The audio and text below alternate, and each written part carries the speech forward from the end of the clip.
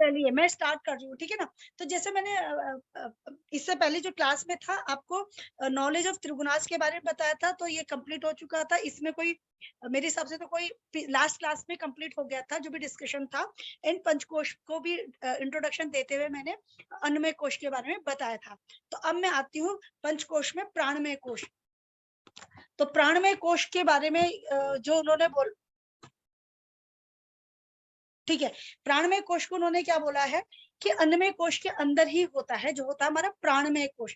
तो प्राणमय कोश जो है, देखिए हर एक कोश दूसरे कोश का एक बेस है, एक आधार है। अन्नमय कोश किस कोश का आधार है? आपका प्राणमय कोश का। तो प्राणमय कोश में 5 आपकी कर्मेंद्रियां होती है, ठीक है। तो 5 कर्मेंद्रियां क्या होती है आपकी? वाक, पाणी, पाद, वायु, उपस्थ एंड ये बता रखा 5 जो हमारे जो कर्मेंद्रिय है, इसका इन्होंने वर्णन बता रखा है। और इस और साथ साथ 5 जो प्राण है, 5 कर्मेंद्रिय और 5 प्राण से मिला हुआ प्राण वायु जो है, प्राण 5 वायु से मिले हुए कोश को प्राणमय कोश कहा जाता है। ये चीज उन्होंने बता रखा है, ठीक है ना। अब ये कहते हैं कि जो होता है इन सब से मिलके 5 कर्मेंद्रियां और 5 प्राण को मिलके जो कोश बना है, ये आपका एक जैसे होता ना कि अगर हम बात करें सेल से टिश्यू, टिश्यू से ऑर्गन, ऑर्गन से सिस्टम, सिस्टम से बॉडी, तो 5 आपका कर्मेंद्रिय और आपके 5 प्राण, ये आपके प्राणमय कोश को बनाते हैं। अब ये चीज क्या बताते हैं कि अब जो प्राणमय कोश है भी किसके आकार का है, कौन सी शेप साइज का है? जैसे आपका अन्नमय है। तो जैसे हमने कहा ना, प्याज की अगर लेयर को अगर आप हटाएंगे, अपर लेयर को जब हटाओगे तो सेम उसके नीचे वाली भी लेयर का शेप साइज वैसी होगा जो उसकी अपर लेयर का होगा। तो प्राणमय कोश का जो आकार होता है वो सेम आकार किसकी तरह होगा? आपके अन्नमय कोश की तरह होगा। लेकिन प्राणमय कोश जो होता है, प्राणमय कोश से थोड़ा सूक्ष्म होता है। ये चीज उन्होंने बता रखा है। ओके। अब प्राण में जो अन्न में जो कोश होता है स्थूल होता है, लेकिन जो प्राण में कोश जो होता है ये स्थूल ना होकर प्रकाशमान होता है, चमकीला होता है।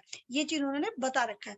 अब कहते हैं कि जो व्यक्ति जब मरता है, तो जो स्थूल शरीर, जो पंच महाभूत जहां से उत्पत्ति हुई थी शरीर में, उसी में शरीर की उत्पत्ति हुई थी, उसी में मिल जाते हैं। लेकिन जो हमारा जो प्राणमय कोश जो होता है, इस प्राण जो शरीर होता है, ये गमन करता है मृत्यु के उपरांत, ठीक है। तो ये जो प्राणमय शरीर ही हमारे मृत्यु के उपरांत जो कहते हैं ना भोग भोगना, मतलब जो हमारे सुख दुख के जो अनुभव होते हैं, ये जो हमारे कर्म होते हैं, सुख दुख के कर्म किसके अकॉर्डिंग होते हैं? हमारे जो दुख प्राप्त होते हैं हमारे कर्मों के अकॉर्डिंग होते हैं। तो ये हमारे प्राण में जो शरीर होता है, ये इसी कारण, इन कर्मों के कारण ही मृत्यु के उपरांत अलग अलग जो होते हैं ना, देश देशांतर तक भटकता रहता है। ये चीज बता रखे है। आप कहते हैं प्राण तो एक है, लेकिन उनके कार्य के हिसाब से, उनके स्थान के हिसाब से प्राण को भी अलग अलग नामों से और अलग अलग स्थान में उनका वर्णन है। यानी अलग अलग प्राण, प्राण मुख्य प्राण एक ही है, लेकिन उनका कार्य अलग अलग होने के कारण, उनका स्थान अलग अलग होने के कारण उनको अलग अलग नाम दिए गए। जैसे 5 प्राण, 5 उपप्राण। तो अगर हम प्राण की बात करें, मेन प्राण, तो प्राण है, तो प्राण कहाँ पाया जाता है? प्राण वायु का जो कार्य होता है, ये इन्होंने बोला था। ये हम जैसे नासिका से श्वास ली, फिर उसको ऑक्सीजन परसेंटेज ऑफ एयर के द्वारा परसेंटेज ऑक्सीजन अंदर की, और जब हम रेचक करते हैं, एक्सेल करते हैं, परसेंटेज ऑफ, इसमें भी वायु के साथ साथ हमारी थोड़ा कार्बन डाइऑक्साइड भी निकलता है, थोड़ा ऑक्सीजन भी निकलता है। तो इनहेल एक्सेल जो होता है थ्रू नॉस्ट्रिल होता है। तो इन्होंने इसका स्थान कहाँ बता रखा है? मुख से लेके हृदय तक का इन्होंने इसका स्थान बता रखा है। अब कहते हैं कि शरीर का जितना भी कार्य है, ये आपके प्राण के ही अधीन है, प्राण वायु के अधीन है। अर्थात जब शरीर में प्राण रहते हैं, तो हमारा जो भी शरीर कार्य करता है, आंतरिक जो भी कार्य होता है, इस प्राण वायु के ही कारण कार्य करता है, ठीक है। ये चीज में बता रखा है। इस और प्राण, अगर इसी प्राण में कोई बाधा आ जाए, ठीक है, तो क्या होगा? व्यक्ति जीवित नहीं रह पाएगा, और शरीर के अंदर जितनी भी क्रिया होगी वो धीरे धीरे शिथिल हो जाती रहेगी, निष्क्रिय होती रहेगी। तो ये चीज उन्होंने बता रखा है। इसलिए कहा है कि जो प्राण दान करे, जीवन दान दे, जीव को सजीव बनाए रखता है, वही हमारा प्राण है। तो इस टाइप से उन्होंने वर्णन कर रखा है। अब कहते हैं कि अपान वायु का कार्य क्या? अपान वायु का स्थान क्या होता है? नाभि से नीचे की तरफ होता है। अब अपान वायु का कार्य कराती है जैसे मलमूत्र का त्याग कराना, प्रसव के समय गर्भ से शिशु को बाहर निकालना। तो ये हमारे अपान वायु का कार्य होता है। ये चीज उन्होंने बता रखा है। अब आता है समान वायु। समान वायु का जो स्थान होता है नाभि से लेके हृदय तक रहता है। अब इसका क्या कार्य होता है? इसका कार्य होता है भोजन जो हम खाते हैं इसको पाचन करना। जब इसका पाचन का सही ढंग से होगा तो मल त्याग भी सरलता से होगा। तो भोजन का जो पाचन होता है ये हमारी समान वायु के कारण होता है, ठीक है ना। और अब जब इस भोजन का पाचन होगा तो ये जो भोजन होता है रस के रूप में परिवर्तित होगा, और रस फिर रक्त के रूप में परिवर्तित होकर चेंज होकर पूरे शरीर में भ्रमण करता है। ओके, इसीलिए योग दर्शन में कहा गया है तीसरे पाद के 40वें सूत्र में क्या बोला गया है कि समान वायु को अगर जो जो योगी होती है अपनी साधना के द्वारा द्वारा या संयम के द्वारा, संयम साधना के द्वारा जो अपनी समान वायु को जीत लेगा तो योगी का शरीर क्या होगा? तेज हो जा शरीर, योगी के शरीर में तेज होगा, ठीक है। कांतिमान की प्राप्ति, कांति की प्राप्ति होगी, यानी कि एक चमक रहेगी समान वायु के समान वायु को जीत लेने पर। तो कहते हैं ना योगी को भूख कम लगती है, यानी कि बहुत ज्यादा लगती है, बिल्कुल कम, भूख की मात्रा उसकी कम हो जाती है। ओके, तो ये जो बता रखा है, या हम कह सकते हैं कम लगने का मतलब कि यानी कि वो अपने भूख पे विजय प्राप्त कर सकता है। तो ये जिसे कहते हैं ना कि सिद्ध क्या है, सिद्ध पुरुष क्या है? जो भूख में प्यास में समान भाव से रहे। तो समान का मतलब अपनी समान वायु पे विजय प्राप्त करना, ठीक है। अब आता है उदान वायु। उदान वायु का स्थान होता है कंठ से के लेके मस्तक का। इस कार्य, इसका जो मेन उद्देश्य होता है, मेन कार्य करता है कि हमारे शरीर को ताकतवर यानी कि मजबूत बनाए रखना, ताकि इसको गिरने का मतलब क्या होता है कि कोई भी तकलीफ ना हो शरीर में, उसको हमारी जो इंद्रियां हैं सही ढंग से कार्य करे। तो यहाँ इस तरह से उन्नत बनाए रखते हैं, यानी स्ट्रांग बनाए रखते हैं। ये चीज उन्होंने बता रखा है। अब क्या होता है कि जैसे मैंने बताया कि कहाँ स्थान होता है कंठ से लेके मस्तिष्क का, लेकिन जब होता है कभी कभी पेट में जो कुछ अन्न ऐसा होता है जो डाइजेस्ट नहीं हो पाता और वो शरीर में देह मतलब तकलीफ उत्पन्न करने लगता है, तो ये कंठ से यानी वमन के रूप में कंठ से ये विकृत भोजन को शरीर से बाहर निकालने का कार्य करता है। अब कहते ये भी इसके कार्य है किसके? उदान वायु के। अब कहते हैं ये और क्या करता है, ये साथ साथ जो आपके बोलने में, ठीक है, शब्द उच्चारण में आपके जो सेंस ऑर्गन के कार्य को सही ढंग से कार्य कराने का कार्य, मतलब सही ढंग से कार्य कराता है सेंस ऑर्गन। देखिए कुछ भी चीज आप सुन रहे हो, बोल रहे हो, चल रहे, तो ये मैसेज कहाँ जाता है? आपके ब्रेन में। जैसे मैंने बोला कि उदान वायु का स्थान क्या बोला? कंठ से के लेके मस्तक पे। तो हमारे ब्रेन में हर चीज के अलग अलग बॉक्स होते हैं, तो वो मैसेज देते हैं फिर वापस रिवर्स करते हैं, ताकि जैसे अगर हमारा हाथ किसी गर्म चीज में लग जाए तो हम हाथ एकदम पीछे हटा लेते हैं, क्यों? ब्रेन से मैसेज आता है तुरंत। तो ये जो कार्य कराते हैं हमें हमारे जो इंद्रियां होती है, ज्ञान इंद्रिया, कर्म इंद्रिया, इनको कार्य कराने में संपन्न ये करता है सही ढंग से। तो ये चीज होती है। इसलिए अक्सर देखना जिनको साइनोसाइटिस की प्रॉब्लम होती है, नजले की प्रॉब्लम होती है, जिनको रनिंग नोज नहीं होती, और जो कफ का जो स्थान बता रखा, साइनस पोर में जब कफ बढ़ जाता है तो साइनोसाइटिस उसे कहते हैं। अब कई लोग को देखते हैं कि जो स्मेल भी नहीं सूंघ पाते, बदबू खुशबू का पता नहीं चल जाता। कई लोगों की जब साइनोसाइटिस की प्रॉब्लम बढ़ जाती है तो आंखों से की जो विजन में प्रॉब्लम आने लगती है, या पैचेस दिखते हैं, या प्रॉपर दिखाई नहीं देता। क्यों? क्योंकि जो सेंस ऑर्गन ब्रेन तक जाते हैं, जाने में उन्हें तकलीफ होती है, मैसेज रिसीव रिवर्स करने में, देने में उन्हें दिक्कतें आती है। तो कारण क्योंकि वहां जाने, उदान वायु को तो घूमने के लिए भी तो रास्ता चाहिए, सारी वायु को अगर वहां पे रास्ता नहीं मिलेगा कफ के जमने के कारण, तो क्या होता है, तो जो हमें जो मिलते हैं मैसेज मिलता है उसमें तकलीफ होती है। तो जिस कारण हमारे सेंस ऑर्गन के तो अलग अलग सेंस ऑर्गन के कार्य अलग अलग है, तो जिस मार्ग में बाधा उत्पन्न होगी तो उस सेंस ऑर्गन के कार्य में थोड़ी विकृति आ जाती है। ये चीज इन्होंने बता रखा है, ठीक है ना। अब आता है कि हमारा व्यान वायु, व्यान वायु पूरे शरीर में फैला हुआ रहता है, ठीक है ना। अब इस ये क्या कहता है, ये सूक्ष्म स्थूल से लेके सूक्ष्म जो जितने भी कार्य होते हैं शरीर में, ये सही तरीके से कार्य कराने का जो जिम्मा होता है इसके हमारे व्यान वायु के अधीन रहता है। तो ये चीज हम बता सकते हैं।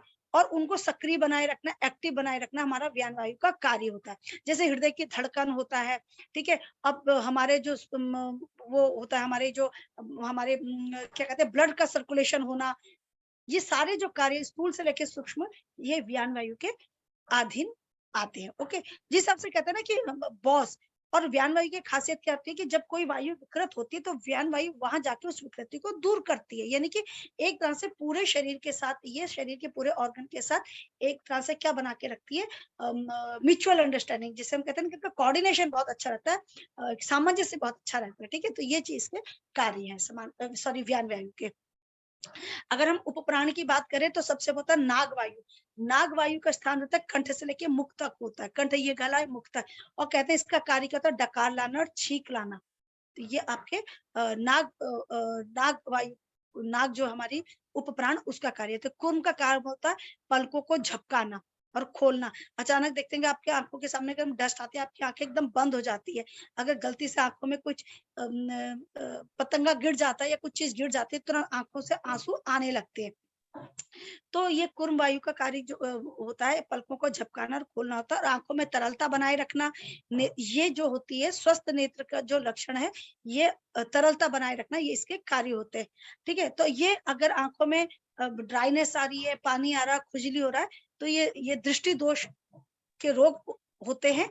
तो ये सब एक तरह से कहते हैं बीमारी के लक्षण पाए जाते हैं। ठीक है ना।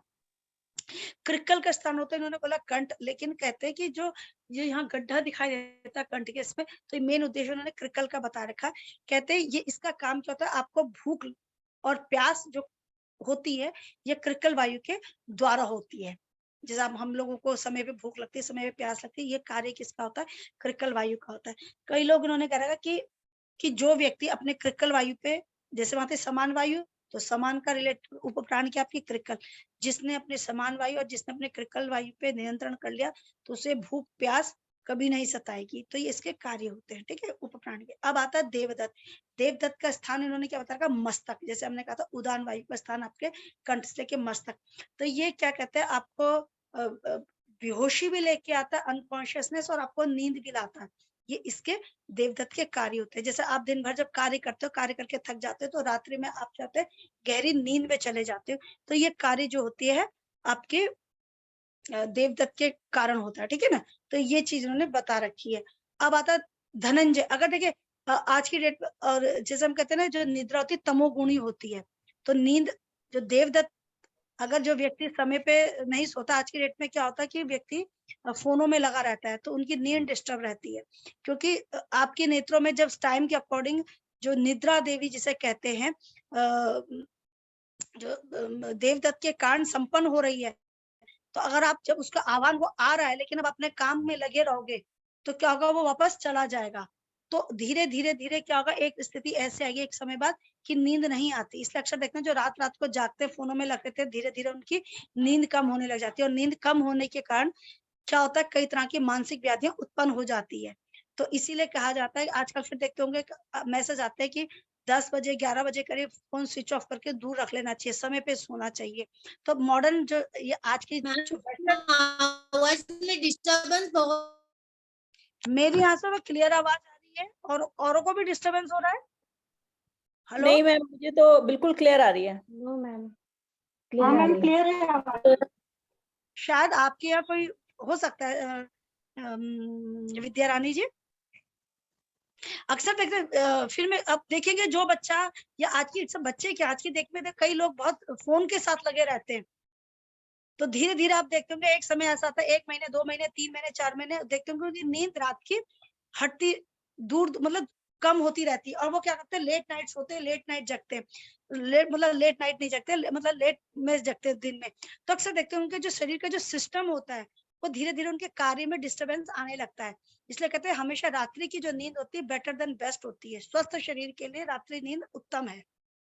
ठीक है, वो कुछ कारण होते हैं कि किस दोष में हमें जागरण करना चाहिए, कफ दोष में जागरण करना चाहिए, वो चीज अलग है, लेकिन नींद हमेशा रात्रि के समय पे सोना चाहिए। ठीक है, तो ये चीज उन्होंने बता रखा। अब आता है धनंजय। धनंजय भी व्यान वायु की तरह पूरे शरीर में फैला हुआ रहता है, मतलब पूरे शरीर में इसका साम्राज्य रहता है। अब क्या कहते हैं, शरीर को पुष्ट बनाए रखते हैं, शरीर के जो कार्य होते हैं वो इसके द्वारा संपन्न होते हैं, जैसे हमारे व्यान के द्वारा होते हैं, इसके द्वारा संपन्न होते हैं, सॉरी हमारी धनंजय के द्वारा। अब कहते हैं जब व्यक्ति मृत होता है, तो अगर ये तभी भी शरीर में और जो वायु नष्ट हो जाती है, लेकिन ये वायु शरीर में रहती है और धीरे धीरे शरीर का फूलने लगता है। तो ये चीज उन्होंने बता रखा है, यानी कि मृत्यु के पश्चात एक ये धनंजय जो है धनंजय यानी कि विजय, तो ये शरीर में रहती है, जो शरीर को फुलाने में कार्य करवाती है। तो ये चीज उन्होंने बता रखी है, ठीक है ना। तो ये जैसे 5 प्राण 5 उपप्राण, ये जो सब है ये आपके प्राणमय कोश को बताते हैं, ठीक है। तो प्राणमय कोश के यानी कि ये बता रखे, इन सब से मिलके आपके प्राणमय कोश बना है। आप कहते हैं अगर प्राणमय कोश को, प्राणमय कोश किसका आधार है? आपका अन्नमय कोश का, यानी कि अगर आपका अन्न सही खा रहे हैं, सही ढंग से ले रहे हैं, तो आपका अन्नमय कोश स्वस्थ रहेगा। और मैंने बताया भी था कि मतलब अन्नमय कोश को कैसे हम सही करेंगे, अगर दूषित यानी भोजन के द्वारा, आहार विहार के द्वारा, संयम के द्वारा। और प्राणमय कोश को हम, अन्नमय कोश अगर हमारा शुद्ध हो गया, ठीक है ना, तो उसके बाद प्राणमय कोश की हम कैसे वो करेंगे, उसका सुधार मतलब शुद्धि कैसे करेंगे? तो उन्होंने कहा प्राणायाम के द्वारा, मुद्रा एवं बंध के द्वारा हम प्राणमय कोश की शुद्धि करते हैं, ठीक है। तो ये चीज आ गया, यहाँ तक क्लियर हो गया। क्योंकि देखो प्राण का आधार भोजन और वायु है, ओके। तो इन्होंने कहा अपने भोजन को सही ढंग से रखिए, तो आपका अन्नमय कोश स्वस्थ रहेगा। अब अन्नमय कोश को जैसे स्वस्थ रहेगा, शुद्ध रहेगा, उसमें फिर आपका प्राणमय कोश भी स्वस्थ रहेगा, ओके। अब आता है मनोमय कोश, यहाँ तक क्लियर हो गया। मनोमय कोश तीसरा कोश है, ये इसका आधार कौन है? एक्सक्यूज मी मैम थोड़ी स्पीड धीरे कीजिए। अच्छा अच्छा, सॉरी स्पीड सॉरी, थोड़ी। ओके सॉरी, ठीक है। अब मैंने क्या कहा, अन्नमय कोश की विकृति कैसे दूर होगी? आहार संयम के द्वारा, आहार विहार के द्वारा, ठीक है। 5 प्राण स्ट्रांग होंगे जब आपका अन्नमय कोश स्वस्थ रहेगा। प्राणमय कोश कैसे स्वस्थ रहेगा? जैसे मैंने कहा था प्राणायाम के द्वारा। शुद्धि कैसे करेंगे, उसको स्ट्रांग कैसे बनाएंगे, ठीक है। तो इसको बनाएंगे प्राणायाम के द्वारा, मुद्रा बंध के द्वारा, क्लियर। अब 5 प्राण, आप 5 उपप्राण की शुद्धि कैसे होगी? वो भी है कि हमें समान वायु के, यानी मैंने स्थान बताया ना, ये स्थान है, तो उन स्थानों की शुद्धि भी होगी, ठीक है। तो शुद्धि होने से और साथ साथ इसके द्वारा हम पहले शुद्धि करके जो विशेष जो वायु है वो विकृति दूर करेंगे, और वो और स्ट्रांग हो, तो प्राणायाम मुद्रा बंध के द्वारा हम अपने प्राणमय कोश को, जो 5 प्राण 5 उपप्राण में बटा है, इसको हम स्ट्रांग बनाएंगे, क्लियर। अब आए मनोमय कोश में। मनोमय कोश जो होता है प्राणमय कोश के अंदर होता है, इसका भी आकार सेम वैसे ही होता है जैसे हमारा प्राणमय कोश होता है, लेकिन ये आपके प्राणमय कोश से थोड़ा सूक्ष्म होता है, ओके। जैसे तैत्तिरीय उपनिषद में क्या कहा गया है? तैत्तिरीय उपनिषद में कहा गया है कि अन्नमय कोश और प्राणमय कोश दोनों क्रिया प्रधान है, यानी कि दोनों कार्य करवाते हैं। अन्नमय कोश स्थूल शरीर है, जिसमें आपका रस रक्त दिख रहा है, मांस हड्डी मेद ये सब दिख रहा है। और प्राणमय कोश यानी पंच प्राण, ज्ञान सॉरी कर्मेंद्रिय, क्लियर। तो ये भी आपके शरीर का स्तंभ है। अगर देखिए प्राणमय कोश में एक चीज बता दूं कि अगर आपका प्राणमय कोश स्ट्रांग है, आपका इम्यूनिटी स्ट्रांग है, तो आप कुछ भी कार्य कर सकते हैं। प्राणमय कोश यानी कि जस्ट लाइक इम्यूनिटी, प्राण माने इम्यूनिटी। आपका अगर प्राणमय कोश स्ट्रांग है, आपकी इम्यूनिटी स्ट्रांग है, तो आप क्या होगे, आप देखिए चलने में फिरने में कार्य करने में आपको कोई भी असुविधा नहीं होगी। लेकिन आपकी इम्यूनिटी अर्थात आपका प्राणमय कोश कमजोर होगा, तो हमें कार्य करने में तकलीफ होगी, परेशानी होगी, या हम उसे नहीं कर पाएंगे, क्लियर। आगे चलो। तो इसलिए शुद्धि बताई कि हम स्थान विशेष की वायु की शुद्धि करेंगे, और वो जो स्ट्रांग करने के लिए हमें क्या कार्य करना है। मैम एक क्वेश्चन है, अन्नमय कोश में नहीं आएगा इम्यूनिटी? देखिए अन्नमय कोश, अन्न के द्वारा आपको क्या प्राप्त होता है? एनर्जी। एनर्जी।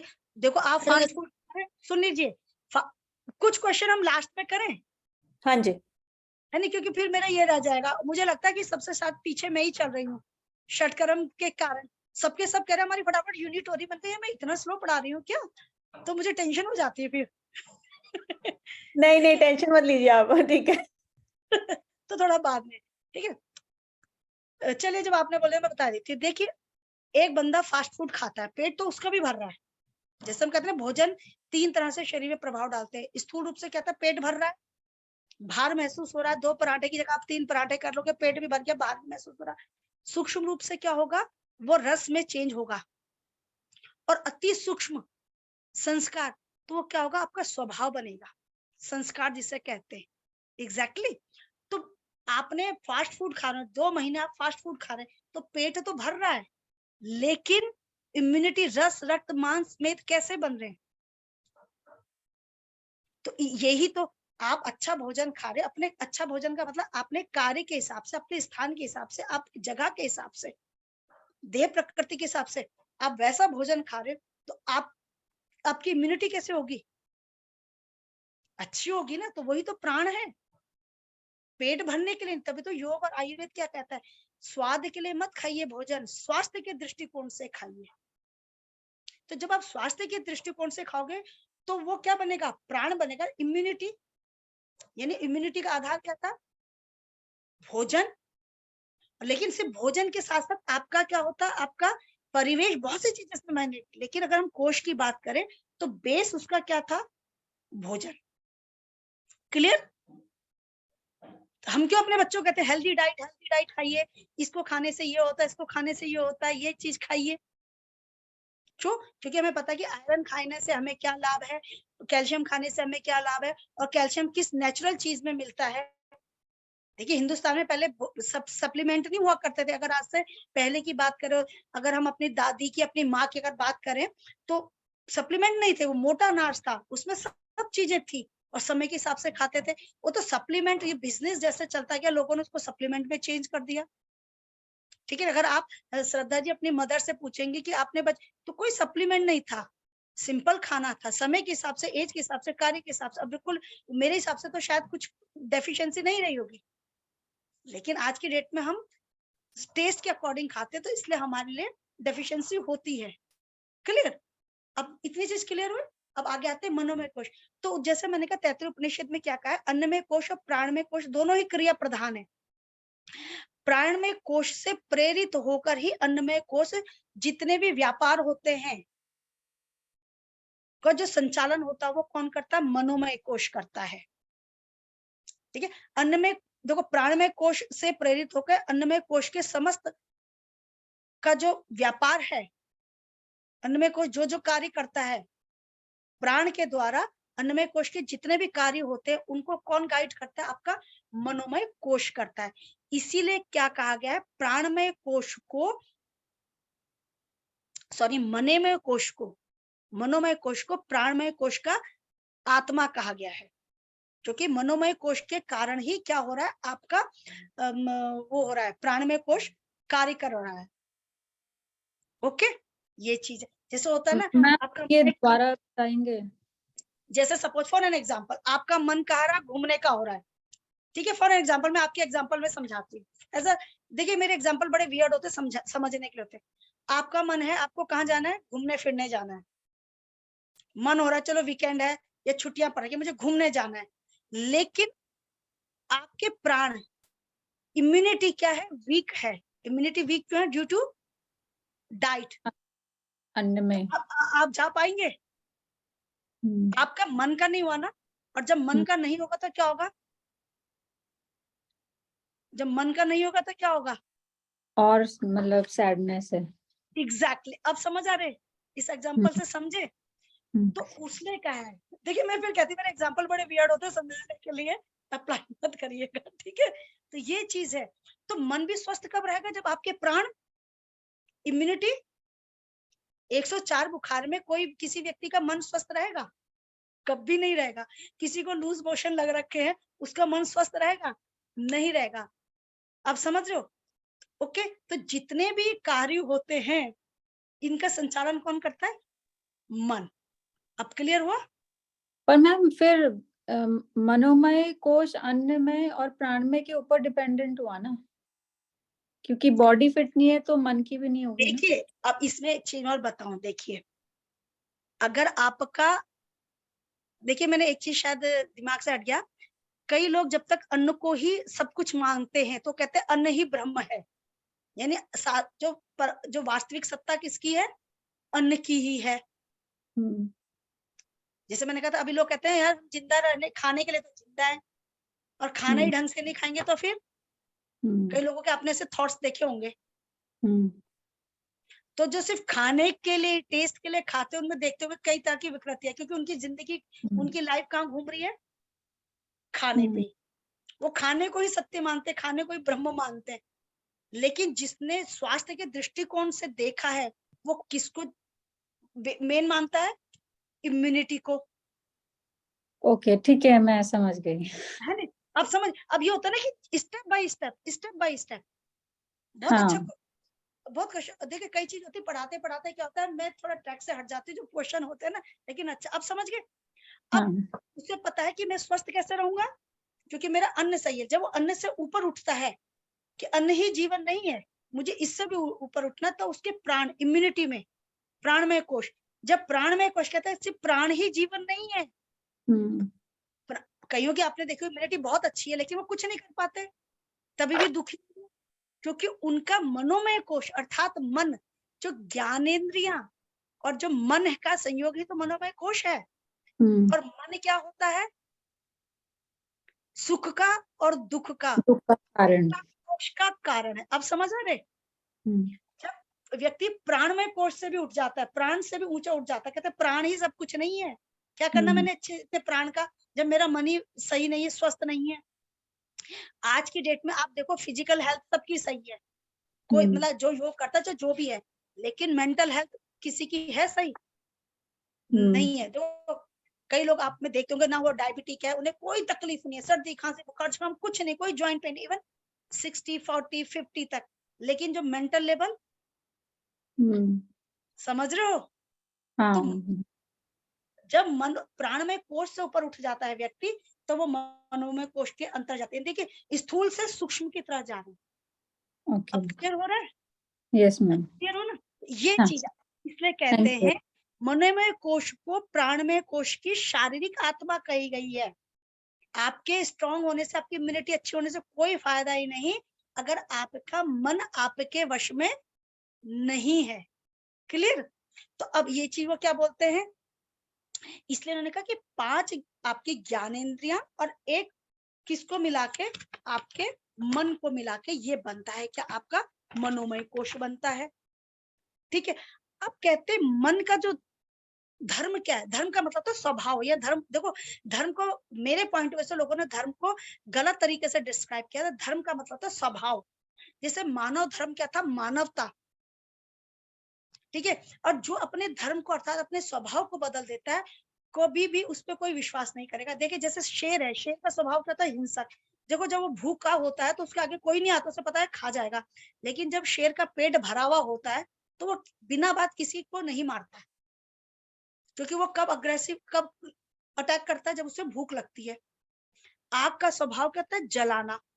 जिस दिन वो उसका धर्म है, धर्म का मतलब स्वभाव, जिस दिन आग अपने धर्म अर्थात अपने स्वभाव से हट जाएंगे तो कभी हम खाना आग में बनाएंगे ही नहीं। तो धर्म का मतलब है स्वभाव। इसलिए मन का जो धर्म है, स्वभाव क्या है, संकल्प करना, विकल्प करना। ठीक है? और जहां संकल्प होगा, जहां विकल्प होगा, तो वहां क्या होगा, संशय होगा। और जहां संशय होगा तो वहां दुख भी प्राप्त होंगे। क्लियर? तो उन्होंने क्या चीज कह रखा है कि मन, देखिए श्रीमद् भगवत गीता अगर हम बात करें तो अर्जुन भी कृष्ण से कह रहे हैं कि भाई मन को साधना, मन को नियंत्रण करना इतना कठिन है, इतना कठिन है कि वायु को भी नियंत्रित किया जा सकता है, लेकिन मन को नियंत्रण करना बहुत कठिन है। जैसा हम कहेंगे आग को सबसे शक्तिशाली कौन है, आग है। हम नॉर्मली कहते हैं ना आग शक्तिशाली है, लेकिन आग से शक्तिशाली कौन है, पानी। आग को बुझा दिया ना उसने। और पानी से शक्तिशाली कौन है, हवा। बादल होते हैं ना, बादल आया और बादल ने हवा को, सॉरी हवा ने बादल को उड़ा दिया। क्लियर? अब बादल, हवा से भी शक्तिशाली कौन है, मन। तो इसलिए तो कहते हैं, तो इसलिए उन्होंने कहा है, और श्री कृष्ण भी कहते हैं कि मन को अगर आपने नियंत्रण नहीं किया तो ये आपको कहाँ ले जाएगी, भोग में ले जाएगी, वासना में ले जाएगी। जब आप इच्छाएं करेंगे, कल्पनाएं करेंगे सुख को प्राप्त करने के लिए, और सुख मिले ना मिले लेकिन इससे दुख की प्राप्ति होगी ही होगी। तो अब कहते हैं मन को साधो। तो कहते हैं जब, इसलिए तो अर्जुन ने पूछा कृष्ण के, भैया मन पे नियंत्रण करना बहुत कठिन है, वायु से भी वश में करने से ज्यादा कठिन है। तो कृष्ण जी कहते हैं फिर अभ्यास करो, वैराग्य करो। तो कहते हैं अभ्यास किसका करना है, उन्होंने कहा अभ्यास करना है जप का, त्राटक का, ध्यान का। त्राटक का मतलब होता है एक जगह दृष्टि लगा के रखना। देखिए जब आंखें बंद करते हैं आप देखते होंगे आपके पलकों में हल्का सा ब्लिंक होता है, अंदर ही बंद आंखों में भी पलके बंद करके आपकी आंखों में मूवमेंट होता है। क्यों? क्योंकि आप एक जगह, आपकी दृष्टि एकाग्र नहीं है। जब आप ताटक करते हैं तो एक जगह दृष्टि एकाग्र रहती है, तो आपकी आंखें मतलब जो पुतली होती है आंखों की दाएं बाएं नहीं जाती। तो इसलिए कहते हैं मन को कैसे साधोगे? जप करिए, त्राटक करिए, और जब त्राटक की सिद्धि हो जाए ध्यान करिए। तो इसको करने से क्या होगा? आपका मन सधेगा, मन एकाग्र होगा। जब मन एकाग्र होगा तो आप क्या करेंगे? आपका मनोमय कोश शुद्ध होगा। यानी हर स्थिति में आप अपने मन को अपने वश में कर सकते हैं, और जिस व्यक्ति का मन उसके वश में है, उसकी इंद्रियां उसके वश में है, और वह व्यक्ति हर स्थिति में विजय प्राप्त कर सकता है। यानी कि विजय प्राप्त करने के लिए मन को साधना, मन पे विजय प्राप्त करना बहुत जरूरी है। क्लियर? तो मनोमय कोश की शुद्धि किसके द्वारा होगी? अभ्यास और वैराग्य। अभ्यास और वैराग्य किसका करना है?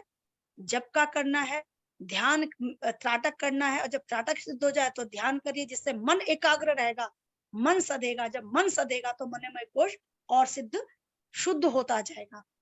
अब कहते हैं मनोमय कोश के भी अंदर एक सूक्ष्म कोश है जिसका आकार बिल्कुल आपके मनोमय कोश की तरह है, शेप साइज। ठीक है। अब कहते हैं, इससे पहले जैसे मैंने कहा कि मनोमय कोश की जब सिद्ध हो जाएगा तो व्यक्ति हर, जैसे कहते हैं ना सिद्ध पुरुष, यानी मोक्ष की प्राप्ति में आपका मन का शांत होना ही जरूरी है। अब जब मनोमय कोश शुद्ध हो गया, अब आता है इसके अंदर एक कोश, एक और लेयर, एक और खजाना, एक तह होती है विज्ञानमय कोश। अब देखिए यहाँ विज्ञान का मतलब होता है विशेष ज्ञान से होता है। नॉर्मली क्या होता है कि जो हम देख रहे हैं, समझ रहे हैं, जान रहे हैं, चाहे शारीरिक हो, चाहे मानसिक हो, चाहे आर्थिक हो, ये जो हम समझ रहे हैं, जो समस्या आ रही है उसको समझा रहे हैं, सुलझा रहे हैं, ये एक नॉर्मल ज्ञान है। इसको हम विशेष ज्ञान नहीं कहेंगे। विशेष ज्ञान का मतलब क्या होता है? एक ऐसा ज्ञान जो दिव्य हो, उसको समझना। ठीक है। अब कहते हैं इस कोश में क्या क्या होता है? इस कोश में आपकी 5 ज्ञानेंद्रियां और एक बुद्धि है। ठीक है। तो इनसे मिलके आपका विज्ञान में कोश बना है। तो उस तरह से जब विज्ञान में कोश का जो मेन, मैंने जैसे कहा कि विज्ञान मीन्स व्हाट, कि मैं शरीर नहीं हूँ। एक जब हमें ऐसा ज्ञान हो जाए, ऐसा विशेष ज्ञान हो जाए कि मैं शरीर नहीं हूँ, मैं सिर्फ क्या हूँ? आत्मा हूँ। ठीक है। जब ये व्यक्ति, जब इसका ज्ञान हो जाए तो उसको हम कहते हैं विज्ञान में कोश। अदर वे में मतलब अदर विज्ञान नहीं है, ये स्पेशल वाला है जो कोशों के लिए बोला गया है। ये सूक्ष्म है, मनोमय का एक सूक्ष्म रूप, मनोमय का अंदर वाला भाग। ठीक है। अब जैसे स्वामी दिव्यानंद सरस्वती जी भी क्या कहते हैं, मन का जो भाग जो मस्तिष्क में रहकर कार्यरत रहता है, ठीक है, उसे विज्ञान कहते हैं, अर्थात बुद्धि कहते हैं। जैसे मैंने कहा 5 ज्ञानेंद्र और एक बुद्धि को से मिलकर आपका विज्ञान में कोश बना है। ठीक है ना, ये चीज बताए। अब कहते हैं कि जब विज्ञान में कोश जब में क्या होता है, इसमें भी कहीं ना कहीं, क्योंकि जब हमारा प्राण में कोश से चेतना और ऊंची उठ के और गहरी होती है, विज्ञान में कोश में आती है, लेकिन अभी पूर्ण ज्ञान नहीं है। तो यहाँ भी कहीं ना कहीं कुछ अज्ञानता रहता है। अज्ञानता के कारण अहंकार रहता है। तो वो जो चीज अज्ञानता के कारण जो आत्मा जो होती है ना, वो क्या समझ रही है कि ये सब कुछ मैं ही कर रही हूँ। यानी जो अकर्ता जो होता है वो स्वयं को कर्ता समझता है। ये चीज उन्होंने कहा कि इस अज्ञानता के कारण ही अकर्ता आत्मा को कर्ता समझता है, अविज्ञाता आत्मा को ज्ञाता समझता है। जैसे देखो जिन्होंने पहले फिलॉसफी पढ़ी होगी, अज्ञानता के कारण अभी लेवल इतना हाई नहीं हुआ है, हाई हुआ है, विज्ञान में कोर्स तक आए, लेकिन अभी भी अहंकार है, अविद्या के कारण अहंकार है। तो वो कहता है कि क्रिया हो रही है, यानी मैं कर रहा हूँ, ये सब कुछ मैं कर रहा हूँ, ये मैं, ये कहीं ना कहीं अहंकार को रिप्रेजेंट करता है। तो वो अहंकार आत्मा में भी है। तो वो क्या कहती है कि जो अकर्ता है वो स्वयं को कर्ता समझता है। जैसे हम कहते हैं ना, आज अच्छा खाना खा के आज मेरी आत्मा क्या होगी? तृप्त हो गई। आज मैंने बहुत अच्छी फिल्म देखी, आज आत्मा तृप्त होगी। तो अज्ञानता अभी भी बसी है। ये फॉर एन एग्जाम्पल था जो मैंने बताया। अभी भी कहीं ना कहीं अज्ञानता का थोड़ा लेश रहता है। तो वो अज्ञानता के कारण आत्मा स्वयं को कर्ता भोक्ता समझने लगती है, ज्ञाता समझने लगती है। ठीक है। तो ये चीज इन्होंने बता रखी है। अब कहते हैं कि जबकि विज्ञान में कोश का जो संबंध होता है, जो हमारे सृष्टि में जो भी चेतना, इससे है इसका कनेक्शन। जो व्यक्ति के जिसका विज्ञान में कोश शुद्ध हो जाता है या प्राप्ति हो जाती है, तो कहते हैं कि जो व्यक्ति होता है इस ब्रह्मांड में जितनी चेतना, उससे उसका कनेक्शन होने लगता है। जैसे कहते हैं ना कि जो इस ब्रह्मांड में वही हमारे शरीर में है। तो जब हमारा शरीर उस ब्रह्मांड से कनेक्ट होता है विज्ञान में कोश की शुद्धि होने पर, तो क्या होता है हम जो जहां जो चेतना जो चीज होती है, हम उसको जैसे कहते हैं ना दिव्य दृष्टि, अतीन्द्र क्षमता, जो इनविजिबल होता है, इनविजिबल का सिर्फ देखने से नहीं, सिर्फ जो हमारे सेंस ऑर्गन की जो पावर होती है, जो एक लिमिट तक होती है, उसकी लिमिटेशन खत्म हो जाती है, अतीन्द्र ज्ञान की प्राप्ति उत्पन्न होती है। अब कहते हैं कि विज्ञान में कोश की हम शुद्धि कैसे करें, तो कहते हैं आप जो शास्त्र है, शास्त्र कौन से, जो आत्मा के ऊपर डिपेंड है। देखिए अगर हम दर्शन की बात करें, दर्शन में सिर्फ आत्मा के बारे में बताया गया है, अभ्यास करते रहिए, करते रहिए।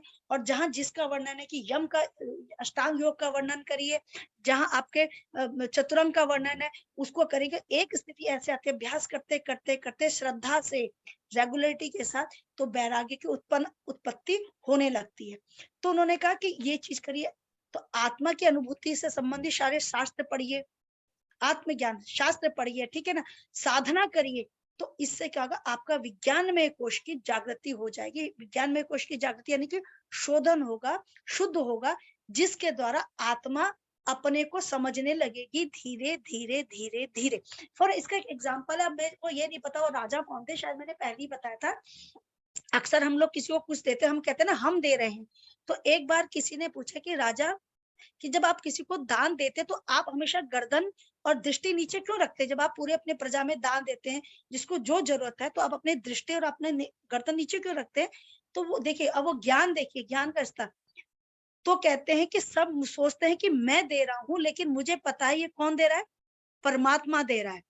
दे मैं नहीं रहा हूं, वो दे रहा है, और लोग मुझे समझते हैं कि मैं दे रहा हूं, तो ये सोचते हैं मेरी गर्दन भी शर्म के मारे, दृष्टि भी नीचे जाती है। तो ये क्या ज्ञान का स्तर, अर्थात मैं कुछ नहीं हूं। तो ये आत्मा को न करता है, न भोगता है, न ज्ञाता है, लेकिन अज्ञानता के कारण ये सब चीज समझते हैं। तो शुद्धि किसके कारण करनी है? साधना के कारण करनी है, ठीक है ना। तो ये चीज उन्होंने बता रखी है। जब आप दर्शन पढ़ेंगे तो आपको आत्म शुद्धि होने लगेगी, यानी कि आपका विज्ञान में कोश की शुद्धि होगी। तब आप अपने को जड़ तक और कहते हैं चेतना के और गहरे स्तर पे चले जाते हैं, यानी कि करता मैं कुछ नहीं हूं। अब आता है आनंदमय कोश, और कहते हैं जब विज्ञानमय कोश की जब जागृति होती है ना, तो कहा जाता है कि जितने भी जो आप सूक्ष्म अति सूक्ष्म जगत से जुड़ जाते हैं, जैसा भी कहता है, इसका जो संबंध होता है ब्रह्मांडी जो चेतना है उससे होता है, और आप अपना संबंध इस ब्रह्मांडी चेतना है, जो पूरे यूनिवर्स की जो कॉन्शियसनेस है, जो फील्ड है, उससे आप कनेक्ट हो जाते हैं। जहां कुछ घटित हो रहा वो आप तक वो देख लेते हैं। अब आता है आनंदमय कोश। ये जो कोश का जो बिल्कुल अंदर वाला भाग है, उसे कहते हैं आनंदमय कोश। यानी कि इस स्थिति में जहां आत्मा अपने ही स्वरूप में स्थित हो जाती है, जहां उसे आनंद की प्राप्ति होती है, स्थिरता होती है, तो उसे कहते हैं आनंदमय कोश। अनुकूलता की प्राप्ति, जहां से सुकून मिलता है, तो उसे कहते हैं आनंदमय कोश। अब कहते हैं कि आनंदमय कोश की जागृति, अब ये किसका अंतर का भाग है? आपका विज्ञानमय कोश का अंतर का भाग है। अब कहते हैं आनंदमय कोश की जागृति होने पर मनुष्य क्या सोचता है? जैसे कहते हैं तत्वमसि सोहम अस्मि शिवोहम, यानी कि वो ये क्या क्या कहता है कि जो है वो सिर्फ आत्मा ही है। अब कहते हैं कि श्रीमद् भगवद गीता में क्या कहा कि जिसको आनंदमय कोश की प्राप्ति होने पर, यानी कि इस अवस्था पे प्राप्त होकर मनुष्य की कौन सी स्थिति प्राप्त करता है? स्थित प्रज्ञा। स्थित प्रज्ञा आपने अगर सुना होगा, स्थित प्रज्ञा मीन्स व्हाट? स्थित प्रज्ञा वो स्थिति होती है कि जिस स्थिति पे व्यक्ति, यानी कोई भी कामना नहीं है, व्यक्ति जहाँ है जैसा वो वहीं आनंदित है। तो वो सुख में फर्क है। आनंद का मतलब जिस स्थिति में है वो वहां पे सुकून में है। तो उन्होंने कहा स्थित प्रज्ञा की स्थिति होती है। और कहा जाता है कि जब व्यक्ति मन में आने वाली समस्त कामनाओं का त्याग कर देता है, तो आनंदमय कोश में मन की सारी कामना का त्याग हो जाता है, और आत्मा से आत्मा में ही संतुष्ट रहता है, यानी कि वो सब में ही संतुष्ट रहता है। हम कहते हैं यानी आत्मा अपने स्वरूप में स्थित हो जाती है, तो ऐसी स्थिति को स्थित प्रज्ञ कहा जाता है। यानी कि ऐसी स्थिति में मानव चेतना सुख दुख में समान रहती है, ना तो उसे किसी से लगाव रहता है, ना उसको किसी चीज से द्वेष रहता है। यानी उसके लिए ना तो कोई प्रिय है, ना कोई अप्रिय है, ना कोई सुख है, ना दुख है, यानी हर कामना को उसने त्याग कर लिया, और हर स्थिति में वो समान भाव से। कब है? जब आनंदमय कोश की प्राप्ति होती है। तो ये चीज उन्होंने बता रखा है। और आनंदमय कोश पता है का केंद्र कहाँ बताया गया? इन्होंने ब्रह्मरंध्र में स्थित आपका सहस्रार चक्र को बता रखा है। ब्रह्मरंध्र से कहते हैं जहाँ बच्चे देखते छोटे बच्चे होते हैं, जहाँ उनका बचपन में जब 6-8 महीने के होते हैं, जो कपाल जो कपाल का भाग धप धप करता है, तो यहाँ उन्होंने सहस्त्रार चक्र। तो कहता है कि जब इस स्थिति में साधक पहुंच जाता है, आनंदमय कोश की जब जागृति होती है, आनंदमय कोश की प्राप्ति होती है, तो हर स्थिति में स्थित प्रज्ञ होकर वो आनंद को प्राप्त करता है, सुकून को प्राप्त करता है। हम ये भी कह सकते हैं, तो जैसे कहते हैं ना, सहस्त्रार में क्या होता है, व्यक्ति व्यक्ति तो नहीं कहेंगे, अब जो हम कहेंगे जो साधक होता है, ईश्वर के समान हो जाता है। ठीक है, अब इन्होंने क्या बोल रखा है कि हर स्थित प्रज्ञ में स्थित रहता है, हर स्थिति में। अब कहते हैं जागरण के लिए क्या करना है हमें, आनंदमय कोश को, उन्होंने कहा आपको नाद साधना करनी है। ठीक है, तो अब कहते हैं कि जब आप जैसे हम कहते हैं ना, अगर आप देखेंगे, देखिए विज्ञान कहते हैं ना, हमारे ब्रेन के इतने पार्ट एक्टिव है, इतने पार्ट हमारे सुप्त अवस्था में, और हमारा अध्यात्म क्या कहता है कि योग से हम सुप्त चेतना की जागृति कर सकते हैं। यानी आनंदमय कोश की प्राप्ति कब होगी, जब हमारे मस्तिष्क में जितने ब्रेन के पार्ट सो रखे हैं, 90% जो सो रखे हैं, उनको जागृत करेंगे। तो नाद ध्वनि, नाद साधना करिए, तो आप देखेंगे, जो अगर आप देखिए ओम चैंटिंग करते, ओम में माँ लंबा करते, भ्रामरी में करते, तो आप देखते हैं कि ब्रेन में जो होता है वाइब्रेशन होने लगती है। तो इट मीन्स व्हाट, यानी कि जहाँ आनंदमय कोश का स्थान वहां बता रखा है, यानी कि वहां के जो पार्ट ब्रेन के इनएक्टिव है, वो धीरे धीरे धीरे एक्टिव होते रहेंगे। अर्थात क्या होता है, आप आनंदमय कोश को प्राप्त करेंगे, शुद्ध करेंगे, और ऐसी स्थिति में क्या होगा, मनुष्य क्या होता है, अपने को ईश्वर के समान उसकी स्थिति हो जाती है। तो यहाँ ये कोश है, और कहते हैं जब व्यक्ति की धारणा आनंदमय कोश तक रहती है, तो आनंदमय कोश को ही अंत मानता है। अब जैसे फिर प्याज को छिलते रहो छिलते रहो छिलते रहो, और जब सब चीज छिल जाओगे तो कुछ नहीं बचेगा। तो उसी तरह जब आनंदमय कोश से भी व्यक्ति साधना करते करते जाता, तो कहता है कि कुछ ही नहीं है, ब्रह्म क्या है, नथिंग। अगर हम इसको मॉडर्न उसमें कहते, तो संसार क्या है, जगत क्या है, कुछ नहीं है, मिथ्या है।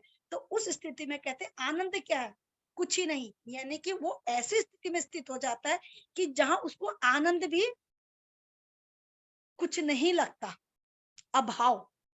तब वहां पे अभाव, यानी जहां कोई भाव ही नहीं है, तो उसको ये इस टाइप से बताया गया। क्लियर? हाँ जी मैम। मैम एक दो क्वेश्चन है। हाँ जी, हाँ जी। एक है, आपने बोला कि विज्ञानमय कोश मतलब जो नॉर्मल हम एवरीथिंग देख रहे हैं, जो हमें लगता है ये विज्ञान है, इससे परे है, मोर देन दैट, वो क्या है? देखिए अभी मैंने क्या कहा था कि हमने थोड़ा लेवल बढ़ गया है। देखो अब उसके हिसाब से बताएंगे, अभी हमारा मनोमय से थोड़ा बड़ा है, लेकिन संप्रज्ञात और असंप्रज्ञात समाधि में भेद होता है ना। संप्रज्ञात में क्या होता है, एक बीज रहता है, लेकिन विज्ञान में भी अभी भी क्या होता है, अविद्या और अहंकार में के कारण क्या होता है, वो चेतना का तो लेवल बड़ा है, लेकिन कहीं ना कहीं थोड़ा, जैसे उद्धव, अगर हम एग्जांपल दे, उद्धव, वो ज्ञान तो सुदामा में भी था, ज्ञान उसमें भी था, लेकिन उसमें अहंकार था। उद्धव की अगर बात करें तो अहंकार था। तो यहाँ क्या होता है, ज्ञान तो प्राप्त हो रहा है, लेकिन अभी वो अज्ञानता के कारण अहंकार है कि मैं कर रहा हूं, ये मेरा वाला होता है। तो ये इसके कारण जो भी उसको जो प्राप्ति होती है ना, उसको ज्ञान की, तो वो पूर्ण नहीं होती। जैसे 80% है, तो वो सोचता है वो मैंने ही प्राप्त किया है, वो मेरे द्वारा प्राप्त किया। यानी कि अभी भी आत्मा अपने स्वरूप को ढके हुए, उसमें आवरण आ रखा है, कवर आ रखा है, किसका, अज्ञानता और अहंकार का, क्योंकि अज्ञानता के कारण ही तो अहंकार हुआ है। इसीलिए जो जैसे कहते हैं ना कि आत्मा क्या, ना करता ना भोगता ना ज्ञाता, तो वो अज्ञानता के कारण आत्मा को कर्ता भोक्ता ज्ञाता मानने लगता है। लेकिन जब आत्मा में फिर हम ज्ञान को और गहरा करते रहेंगे, जैसे अभ्यास करते रहेंगे, शास्त्र पढ़ते रहेंगे, एक स्थिति ऐसे आती है अभ्यास के द्वारा, 1 महीने 2 महीने नहीं, देखेंगे जितने बड़े बड़े योगियों ने तो जन्मों जन्म लगा दिए मोक्ष को, यानी संसार से दूर होने पे। तो वो क्या कहता है कि मैं कुछ नहीं हूँ, करता मैं नहीं हूँ, ना मैं शरीर हूँ, ना मैं कुछ, मैं सिर्फ आत्मा हूँ। और मेरा जो ये कार्य हो रहा है, किसके लिए हो रहा है, मोक्ष की प्राप्ति के लिए हो रहा है। मैं कुछ नहीं कर रहा हूं, मैं ना करता हूं ना भोगता हूं, जो भी कार्य हो रहा है उसके द्वारा हो रहा है। तो नॉर्मली ज्ञान जो होता है, इसमें भी क्या होता है, जैसे हम कहते हैं साइंटिस्ट, उनका एक विशेष ज्ञान, बुद्धि के कारण एक विशेष ज्ञान की प्राप्ति कर ली, जो जनरल है, और लेकिन हम लोगों के लिए कोई विशेष ज्ञान है। लेकिन अगर अध्यात्म की बात करें तो अभी वो जनरल है। क्योंकि इसमें अज्ञानता के कारण अहंकार आता, तो अपने को आत्मा अपने को कर्ता भोक्ता ज्ञाता मानती है। और इसी कारण जो होती है, जो देह होती है ना, जन्म जन्म तक, जैसे उन्होंने बता रखा, क्या होती है, अपनी जो वासना का मतलब होती है, जो आपकी इच्छाओं के कारण आप कार्य करते हो, उस कार्य के कारण आपको सुख दुख की प्राप्ति होती है। तो अभी कहीं ना कहीं जो कहते हैं ना, एक जो मतलब चेतना का लेवल बढ़ना, वो उस स्थिति में नहीं आ पाता। बढ़ तो गया है, लेकिन कहीं ना कहीं थोड़ा डिफरेंस रहता है भक्त और उपासक के बीच में, अगर हम ईश्वर की बात करें। लेकिन क्योंकि यहाँ तो ब्रह्म है, ब्रह्म यानी कि कोई आकार नहीं है, ब्रह्म का कोई आकार नहीं, जैसे प्याज के छिलकों को निकालते रहो, अंत में कुछ नहीं। लेकिन विज्ञान में अज्ञानता के कारण संस्कार है, तो कुछ ना कुछ एक वो कहते हैं ना द्वैत रहता है स्वयं को समझने में। आत्मा को आत्मा समझना यानी कि मैं, कहीं ना कहीं उसका अटैचमेंट मैं यानी कि शरीर क्रिया से रहता है, उस क्रिया के द्वारा ही वो स्वयं को कर्ता समझने लगता है। ठीक है, लेकिन दिव्य ज्ञान की प्राप्ति होती है। जैसे कई होते हैं कि उनके ज्ञान तो है, लेकिन अब लेवल, अगर आप देखें इसके बाद जब षट चक्र पढ़ाएंगे तो आप देखेंगे हाँ कि क्या ज्ञान का जो लेवल होता है कैसे कैसे बढ़ता रहता है। तो इसका संबंध उसमें भी है। इनका जब कोरिलेशन करेंगे ना, तो आप समझेंगे अच्छा यहाँ तक तो हमारा क्या चीज था, यहाँ गए तो कैसे कोश ने कैसे कैसे कार्य किया, यहाँ मतलब ये मेंटल लेवल जो चेतना होती है ना कैसे कैसे बढ़ी है। तो आप देखेंगे अच्छा इस कोश को तब हम कोरिलेट करेंगे ना, जब जो चीज अभी पढ़ा है तब कहेंगे अच्छा ये संबंध इसका यहाँ था। जैसे विज्ञान में कोश हमारा, जब हम इसमें आएंगे, जैसे अगर हम कहते हैं जैसे मूलाधार चक्र फॉर एग्जाम्पल, आपका प्राण अन्नमय कोश है, और अन्न का कार्य क्या होता है, शरीर को ताकतवर बनाना, मजबूत बनाना। ठीक है, फिर आपका स्वादिष्ठान मणि पर आपका प्राणमय कोश है, यानी कि आपके शरीर में ताकत देना, इम्यूनिटी देना। फिर ये इससे धीरे धीरे अगर आप चलेंगे ना, तो आप देखेंगे अच्छा कि हाँ ये संबंध है। तो जैसे उन्होंने कहा जो आपका विज्ञान में कोश आपका ये वाला है, तो अभी इस विज्ञान में कोश को जैसे हम विशुद्धि चक्र कहेंगे, तो अभी मोक्ष का द्वार है, मोक्ष की प्राप्ति आप पहुंच गए हैं। अभी मोक्ष का मतलब क्या है, यानी हर स्थिति में समान रहना। मैं शरीर नहीं, मैं ना रक्त हूं, ना मांस हूं, ना पिंड, मैं सिर्फ आत्मा ही हूं। और आत्मा ना भोजन मांगती है ना कुछ मांगती है। तो लेकिन यहाँ पे क्या विज्ञान यानी कि आपका विशुद्धि चक्र, तो ये द्वार है। अभी आप पहुंचे नहीं है आज्ञा चक्र में, आनंदमय कोश में पहुंचे नहीं हो। तो अभी लेवल चेतना का थोड़ा है कि वो अभी कर्ता भोक्ता के उसमें फंसी हुई है। ठीक है, पता नहीं समझ आया नहीं आया, मैं अपने हिसाब से तो समझाने की कोशिश करी है। ठीक है, समझ आ रहा है ये बात। लेकिन जैसे आपने लास्ट वाला बताया आनंदमय कोश, और आपने बोला इसको प्राप्त करने के लिए आप नाद साधना करें। नाद साधना मतलब जैसे आप कोई भी जप करते हैं या जैसे ओम बोलते हैं, तो हमें नाद का मतलब क्या होता है, ध्वनि।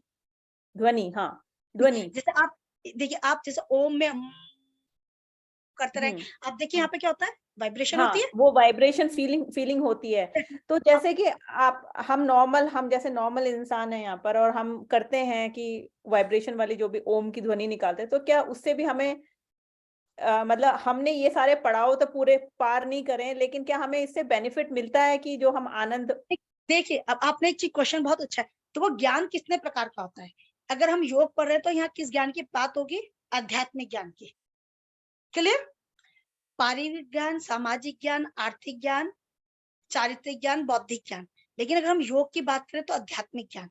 ठीक है, अगर देखिए अगर हम अब विज्ञान की बात आए, तो विज्ञान में हमने पढ़ा ना कि हमारे ब्रेन का कितना पार्ट एक्टिव होता है, 10% होता है, बाकी 90% सुप्त होता है, विज्ञान बता रहा है।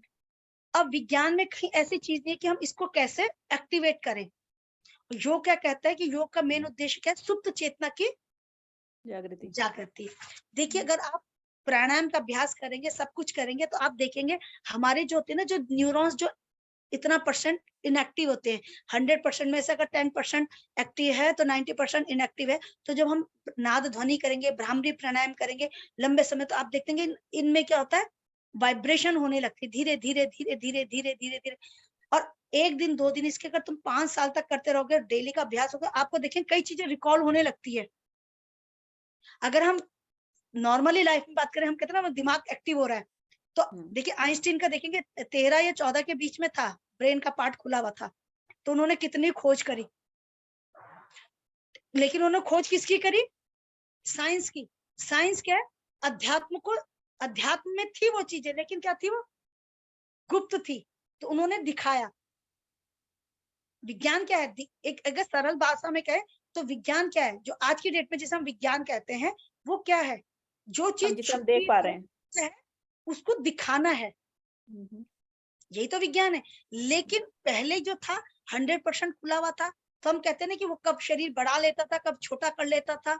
तो रीजन व्हाट, यानी ब्रेन के कारण आपकी साधना, अब हम कहेंगे आनंद में सहस्रार चक्र यानी ईश्वर के समान, आप अपने आप को क्या कर सकते हैं, अपने शरीर के साथ कुछ भी कर सकते हैं। तो ये अगर हम अध्यात्म की बात करें, तो जब हमारा ये अध्यात्म यानी आनंदमय कोश की जागृति होगी, तो इट मीन्स व्हाट, मन ऐसा स्थिर हो जाना कि कोई कामना ही नहीं है, हर स्थिति में आप समान भाव से स्थित प्रज्ञ का मतलब क्या है, मन में कोई कामना नहीं, ना इसको खाने की ना इसको पाने की, मिल गया तो ठीक, नहीं मिला तो भी ठीक, यानी कि अभाव, किसी चीज से अटैच। कहने का मतलब ये है कि आप आनंदमय कोश के थ्रू भी इन कोशों में जा सकते हैं, दैट्स व्हाट यू सेइंग, है ना? लेकिन देखिए, अब इन कोशों ने यहाँ तो स्टेप बाय स्टेप उठना है ना, स्टेप, देखिए वही चीज आप एकदम से, अगर हम साइंस की बात करें तो आप क्या करेंगे, ब्रेन एक्टिव हो रहा तो पढ़ाई लिखाई में करेगा। लेकिन अगर हम अध्यात्म की बात करें, तो हम यहाँ पहुंचने के लिए हमें नीचे से, हम कहते हैं जैसा खाए अन्न वैसा रहे मन।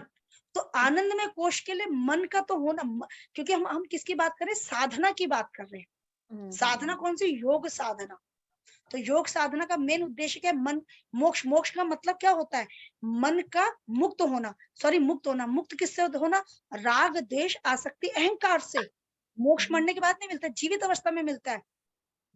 यानी ना तो मुझे किसी से अटैचमेंट है, ना किससे मुझे डिटैच, मतलब कोई मिल रहा तो बहुत ज्यादा प्रेम नहीं, और कोई नहीं मिला तो किसी से दुश्मनी भी नहीं और किसी से प्रेम भी नहीं। ठीक है, ये चीज मेरा ऐसा भी नहीं, जैसे मेरा बड़ा अच्छा एग्जाम्पल है, सुबह राम जी को गद्दी मिली, श्री रामचंद्र जी को, और शाम को गद्दी किसी और के हाथ चली गई। हम तुम हो तो टेंशन में आके चले जाएं, हाँ है ना। लेकिन इट मीन्स मिल गई तो ठीक, चलेगी, चलो कोई नहीं, अब क्या क्या करना, आगे की प्लानिंग करो। हम तुम लोग तो हिल जाए भाई, अब मैं अपनी बात करूं, मैं तो हिल जाऊं भैया, अच्छी खासी बता, आते आते टिकट चला गया, है कि नहीं। तो उस स्थिति के लिए यानी कोई कामना नहीं है, जंगल मिला तो जंगल ही चले गए। तो उसका जो आधार क्या होता है, ये संस्कार, ठीक है ना, ये संस्कार है। ये कहाँ से होगा, ये कोर्स स्टेप बाय स्टेप। आप इतनी गहराई में कब जाओगे, जब आपके मन में नियंत्रण होगा। मन में नियंत्रण किसके द्वारा होगा, जब आपके प्राण सही होंगे। और जब प्राण कब सही होंगे, जब आपका भोजन, अब आए ना, भोजन से प्राण बने, प्राण के होने से मनोमय, मन से विज्ञान, और विज्ञान से आनंद। अगर हम अध्यात्म की बात करें, जो विज्ञान को करते हैं वो भी देखिए कई तरह के रोगों से पीड़ित है। अगर आइंस्टीन की बात करें, खैर देखा तो मैंने भी नहीं, उसमें भी 100 बीमारी होगी, मन का भी उसमें भी डिस्टर्ब होगा, लेकिन वो योग साधना के लिए नहीं था, वो विज्ञान के लिए था, जो उसने कहीं छुपा था वहां से निकाला। लेकिन हमारे जो योगी रहे हैं, देखिए आप विवेकानंद जी को देख लीजिए, कलाम साहब को देख लीजिए, तो उन्होंने जो साधना करी, जिस पोस्ट में थे बंदा, अगर मैं होती तो शायद मैं भी कुछ जोड़ती, मैं भी खूब मजे लेती लाइफ के। उन्होंने कहा नहीं, ड्यूटी फॉर ड्यूटी। तो देखिए ब्रेन का खुलना क्या करता, अब जैसे मैंने कहा ना, ज्ञान अलग अलग होता है। अगर हम योग की बात करें, आध्यात्मिक ज्ञान, और जहाँ अध्यात्म है, आत्मा ही सत्य है, यानी जो चीज है धीरे स्टेप बाय स्टेप हम उसी में प्रसन्न रहते हैं, आनंदित रहते हैं। तो आज की डेट में क्या टेंशन का कारण क्या है, क्यों, ये जो दिमाग की डाइट क्या है, मैंने अभी क्या कहा था, सबको देखिए, अगर मैं टचवुड अपनी बात करूं, ऐसी कोई बीमारी नहीं है, भगवान की कृपा से डायबिटिक भी नहीं हूँ, मतलब ऐसा कुछ नहीं है। लेकिन इसके होने से कुछ नहीं होता, ये भी तो सही होना चाहिए, दिमाग का सही होना बहुत जरूरी है। तो उन्होंने क्या कहा, तो दिमाग की डाइट क्या, हमारी दर्शन है। तो दर्शन, जो व्यक्ति दर्शन को, देखो बीमारी की दवाई अलग है, लेकिन अगर हम दिमाग के मन को स्वस्थ रखने की अगर हम भोजन ले, तो हमारा भोजन क्या है, हमारे दर्शन, हमारे शास्त्र है। जो व्यक्ति जितना दर्शन को, जितने शास्त्रों को पढ़ेगा, उसको अपनाएगा अपनी लाइफ में, वो उसी तरह से मानसिक रूप से स्वस्थ रहेगा। और जो सिर्फ भोजन पे ही टिका रहेगा, वो उतना दुखी रहेगा। तो यहाँ इतनी बात समझ आ रही है, क्लियर हो रहा है। तो ज्ञान तो अलग है, वो ज्ञान अलग है, ये ज्ञान अलग है। तो अध्यात्म के लिए हमें प्राण में, अन्नमय कोश से स्टेप बाय स्टेप ऊपर जाना है, ठीक है। तो ये चीज उन्होंने बता रखी है, ओके। हाँ जी, और कुछ?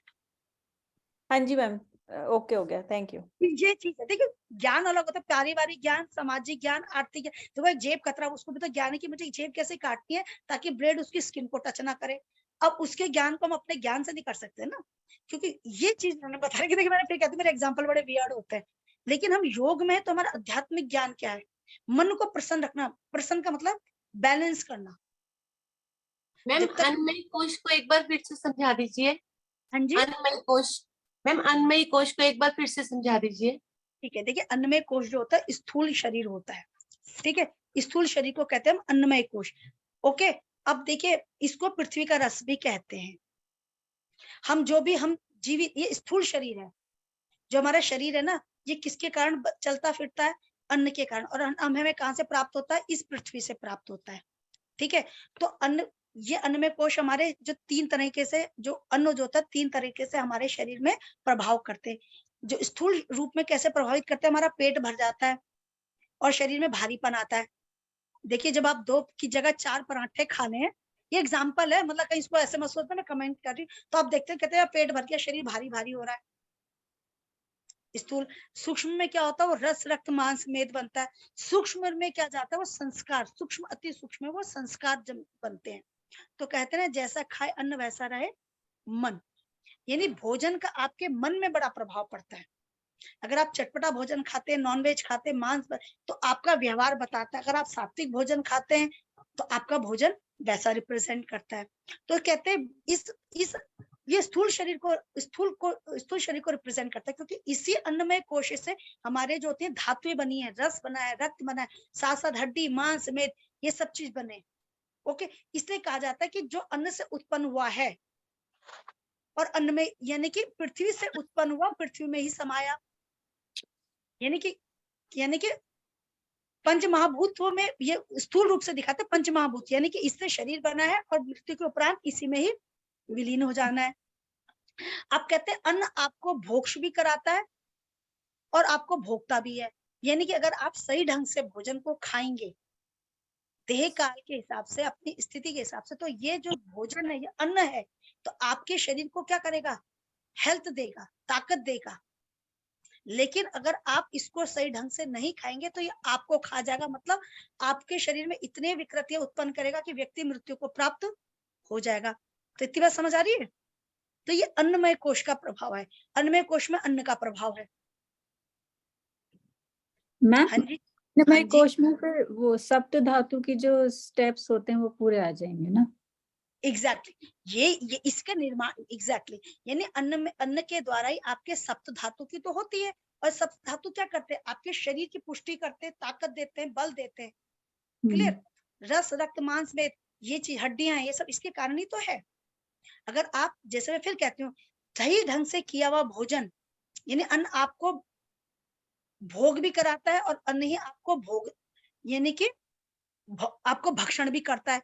अगर आप, जैसे सपोज फॉर एन एग्जांपल, कोई कफ प्रधान शरीर है, तो उसे पता है कि मैं कफ प्रधान शरीर हूं, तो मुझे ऐसा भोजन नहीं खाना है जिससे कफ बने। ओके, तो वो उसके विपरीत भोजन खाएगा, लेकिन तो वो क्या होगा? व्यक्ति स्वस्थ रहेगा। लेकिन अगर वो फिर मधुर रस वाला भोजन खाएगा, तेली भोजन खाएगा, तो क्या होगा? तो उसमें कफ की मात्रा बढ़ती रहेगी और धीरे धीरे व्यक्ति बीमार होता रहेगा। तो इसीलिए उन्होंने कहा कि जो अन्न ही आपको भोजन कराता है, आपको ताकत देता है, अन्न के द्वारा ही आप चलते हो, और अन्न ही आपका भक्षण करता। करा सही ढंग से अन्न का इस्तेमाल ना करें। तो मेन अन्न का यही। देखिए अब कई संस्था, अगर आप देखते होंगे, नॉट पहले तो देखो हिंदुस्तान में चीज था कि भोजन, अगर आप आयुर्वेद पढ़ा है, हर चीज पढ़ा, अगर आप देखिए गांव, अगर आप पुराने जो हमारे हिंदुस्तान में जो अगर रहते हैं, जानते हो, तो देखते होंगे वो एरिया के हिसाब से भोजन बनाते थे। ट्रेडिशनल भोजन क्या होता था कि जो इस स्पेशल जगह पे ही बनता, तो वो दूसरी जगह नहीं मिलेगा। इसलिए हमारे यहाँ कहावत है, जैसा देश वैसा भेष। भेष का मतलब आप जिस जगह जाते हो वैसे आपको रहन सहन खान पान करना चाहिए। अगर आप उसके विपरीत करोगे तो आप बीमार पड़ जाओगे। फॉर एन एग्जाम्पल, अगर आप दिसंबर में उत्तराखंड में रहते हो, तो आप, अगर आप नॉर्थ से साउथ से आए हो, तो आप उत्तराखंड का ही भोजन खाओगे, आप साउथ का भोजन नहीं खाएंगे। अगर आप साउथ का भोजन दिसंबर के समय उत्तराखंड खाएंगे, आप बीमार पड़ जाएंगे। उसी तरह से उत्तराखंड का व्यक्ति दिसंबर में अगर साउथ में जाएगा, तो वो साउथ का ही भोजन खाएगा, वो उत्तराखंड का भोजन नहीं खाएगा। कि वो मंडवा लेके जा रहा है और वो मक्का लेके जा रहा है, वहां बीमार पड़ जाएगा। समझ रहे मेरे एग्जाम्पल? भी मैं कहती हूँ हाथ जोड़ के, मेरे एग्जाम्पल बड़े वियर्ड होते हैं समझने के लिए, ठीक है? तो इसीलिए कहते हैं जैसा देश वैसा भेष। तो देश यानी देश काल की स्थिति के हिसाब से आपको वैसा रहन सहन भोजन करना चाहिए, आहार विहार करना चाहिए। इसीलिए कहा गया है कि अगर आप सही तरीके से भोजन को खाते तो वो भोजन आपको शक्ति देगा, ताकत देगा। अगर आप नहीं खाते हो तो भोजन आपको खा जाएगा, यानी आपको आपका मतलब है कि व्यक्ति को तरह तरह की बीमारी उत्पन्न होगी, व्यक्ति मृत्यु को प्राप्त करेगा। अब उन्होंने कहा हम कैसे करें, कोष के विकारों को दूर करें। अगर विकृत होता है तो कहते हैं आहार संयम करिए भैया, यानी कि क्या खाना है क्या नहीं खाना ये आपको पता होना चाहिए, देह प्रकृति के हिसाब से, जगह के हिसाब से। फिर चिकित्सा करिए, दूषित जो चीजें उनको शरीर से बाहर निकालिए षटकर्मों के द्वारा। ओके, फिर व्यायाम करिए, एक्सरसाइज करिए, मालिश करिए। तो ये जितनी भी चीजें, इनके द्वारा आप अन्नमय कोश के विकारों को दूर करेंगे, ठीक है ना? तो अब इतनी बात समझ आई? हेलो मैम, हाँ जी। आपने जो पंच प्राण बताए ना, उसके बाद में जो 5 वायु बताए है ना, 5 उपप्राण, हाँ जी। हाँ वो बताइए ना एक बार। मीन्स नाक वायु का स्थान कंठ से लेके मुख तक होता है। कंठ मने गला, मुख मने मुंह। इसका काम होता है डकार लाना, छींक लाना। डकार, खाने के बाद डकार आनी चाहिए, बेल्चिंग, ठीक है ना? तो इसको डकार कहते हैं। कुर्म जो होती है आपके नेत्रों में रहती है, आंखें पलके जो होती है ना, खोलना और बंद करना। क्लियर? हाँ जी माधुरी जी, समझ आ रहा है कड़ा? हाँ मैम, वो 5 कौन से, वो नंबर बताइए, मीन्स 5 नंबर कौन कौन से? किसका? उपप्राण के कि प्राण के? उपप्राण के। सबसे पहले नाक। एक्शन से समझ लीजिए, नाक कंठ से मुख तक डकार लाने का कार्य। जैसे नाक हिश करता था, ये समझ लो डकार मारने का काम, और छींक मारने का काम आपका नाक करता है। फिर आता है कुर्म, ये आपकी आंखों में होता है, पलकों का झपकाना, आंखों में तरलता बनाए रखना, ठीक है? ये इसके कार्य होते हैं। क्रिकल का काम होता है कंठ, जो ये गड्ढा होता है कहते हैं यहाँ क्रिकल, ये जम्भाई आना, सॉरी कहते हैं सबसे बड़ी बात होती है, कहते हैं ये भूख प्यास का पैदा करता है। जैसे आपको समय पे भूख लगाना, प्यास लगाना, ये क्रिकल वायु का कार्य होता है, ठीक है? अगर आपने क्रिकल पे विजय प्राप्त कर ली, वहां समान वायु पे, यहाँ उसके उपरांत क्रिकल पे, तो आपको भोजन की पानी की जरूरत नहीं। तो इसलिए बड़े बड़े कई योगी सुना है कि वो खाना भी नहीं खाते, पानी भी नहीं पीते, क्योंकि उन्होंने समान वायु पे और क्रिकल वायु पे विजय प्राप्त कर ली होती है, ठीक है? फिर देवदत्त जो होती है, ये आपके मस्तिष्क में रहता है, ये बेहोशी लाना और निद्रा का कार्य करता है। जैसे होता है ना, रात को जो सोते हो आप गहरी नींद में, ये आपका देवदत्त है जी, सुनील दत्त के छोटे भाई देवदत्त जी, ठीक है? अब आता धनंजय। ये पूरे शरीर में रहते हैं व्यान वायु की तरह। ये सूक्ष्म क्रिया होता है, स्थूल क्रिया होते हैं, ये करवाते हैं, ठीक है ना? तो ये चीज इन्होंने कहा कि जितनी वात ले जाने वाली जो नाड़ियां होती है, अति सूक्ष्म नाड़ी तंतुओं में जो कार्य होता है, इसके द्वारा होता है, ठीक है ना? ये चीज बता रखा। अब कहते हैं कि मृत्यु के पश्चात एक यही वायु शरीर में रहती है, इसलिए मृत्यु पश्चात देखते हो ना, शरीर को फुलाने का कार्य हमारा कौन करता? धनंजय। क्लियर? ये चीज है। और कहते हैं, थैंक यू मैम। वेलकम। वायु के बिना पित्त और कफ दोनों पंगु हैं। अगर वायु कार्य नहीं करेगी, न तो पित्त कार्य करेगा, ना कफ कार्य करेगा। तो इस वायु ही मेन है पित्त और कफ को कार्य कराने के लिए। ओके, तो यानी कि जो वायु होती है, जो अगर हम त्रिदोष में आ जाएं, वात पित्त कफ में, तो पित्त को और कफ को कार्य कराने का जो काम करवाती है, इधर से उधर ले जाना, ये हमारी वायु के कार्य है। तो क्लियर हो गया? ठीक है, चलिए तो आज के लिए इतना। अगली बार हम उसमें आ जाएंगे, किसमें? षट चक्र में। Thank you ma'am. और कुछ? धन्यवाद ma'am. Thank you ma'am. Thank you. Very nicely पढ़ाया आपने। Thank you ma'am. देखो मुझे देखिए, मैं फिर हाथ जोड़ के प्रार्थना कर रही हूँ। मेरे Thank you, एग्जाम बड़े वियर्ड होते हैं, सिर्फ समझने के लिए होते हैं। एग्जाम में कभी किसी को बोल मत दीजिएगा, सिर्फ समझने के लिए, ठीक है? बहुत अच्छे होते हैं आपके एग्जाम्पल्स, बहुत अच्छे। हाथ जोड़ के नंबर एग्जाम्पल, इसलिए मैंने कहा वो ज्ञान अलग अलग है। आर्थिक ज्ञान, पारिवारिक ज्ञान, आपने कहा हम इससे कर सकते नहीं। हम सूक्ष्म से स्थूल, हम स्थूल से सूक्ष्म। अगर हमें एक चीज बताइए, हमें चेकोस्लोवाकिया की स्पेलिंग समझनी है, पहले तो हमें अल्फाबेट समझना होगा ना, फिर छोटे छोटे बैट, कैट, रेड समझने होंगे, तब हम पढ़ाएंगे ना इतनी। तो यानी कि चेकोस्लोवाकिया आनंदमय कोश की तरह भाई हायर रेंज है, तो उसको समझने के लिए पहले बेसिक टू बेसिक स्टेप जाना पड़ेगा। किसके पॉइंट ऑफ व्यू से? कोश। कोश किसके अंतर्गत आते हैं? हमारे योग के अंतर्गत। क्यों आते हैं? कोष को, विकार को दूर करना, कोषों में शुद्धि लाना, क्योंकि हमें मोक्ष की प्राप्ति करनी है, आनंद में कोष में जाना है, आनंद में कोष से भी ऊपर जाना है, जहाँ कुछ नहीं है, जहाँ कुछ नहीं है वही ब्रह्म है। तो जो ज्ञानी कहते हैं जब आनंद में कोष तक रहता है ना, तो कहते हैं शायद यही कुछ है, लेकिन जब आनंद में कोष से भी ऊपर चल जाता है, जहाँ कुछ नहीं, कहते हैं कि यही वो है जिसको प्राप्त करते हैं जहाँ कुछ भी नहीं है। जैसे कहते हैं ना ब्रह्म क्या है? दिखती आत्मा, कुछ नहीं है, तो कहते हैं यही वो है जो कुछ नहीं है, और यही असली क्या है? अभाव है, और उसी अभाव में अपना एक आनंद है। इसलिए जो देखते होंगे यूट्यूब में, देखते होंगे कैसे कैसे योगी कहाँ पहुंचे हुए हैं, ऐसी क्या चीज है जो उनको वहां आनंद आ रहा है, सुकून आ रहा है, यानी देखिए कुछ भाव नहीं है, ना सुख का भाव ना दुख का भाव, तो वही आनंद, वही ब्रह्म है जहाँ कुछ नहीं है, ना भाव नहीं है, यानी कि ना सुख ना दुख, तो उसमें भी लेवल बढ़ रहा है। तो यहाँ आती है, इसीलिए जो कोश है, तो ये होते हैं हमारे उस भाव को प्राप्त करने के लिए जहाँ कोई भी भाव नहीं है। ठीक है ना? चलिए धन्यवाद जी, फिर मिलते हैं। Okay, thank you ma'am. Thank you ma'am. वो अर्चना जी बहुत ये तैतरीय ma'am. उपनिषद में है सभी। मैम चले गए हैं शायद।